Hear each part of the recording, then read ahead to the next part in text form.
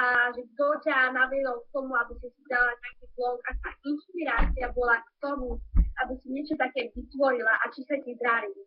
Aha, mám ho asi 2 mesiace. No a naviedla ma na to Natália Pavlovská a je to moja veľká konkurencia.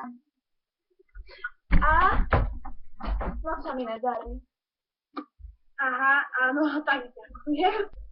A takže, ak mám ja povedať niečo k svojmu blogu, nie som podľa mňa taká konkurencia ani, lebo som tam až tak dlho nebola. Ale potom vám pošlem link, môžete si ho pozrieť, dúfam, že tam bude páčiť. A ešte by som chcela sa spýtať, keď končia tie prázdniny, keď sa podáte, aké zážitky máme.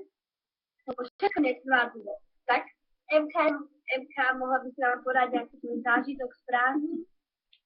No jasne, napríklad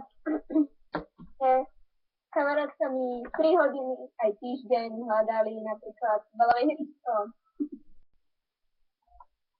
Skoro ma zabilo. Áno, starý poligraf, jak vám vysvetliť.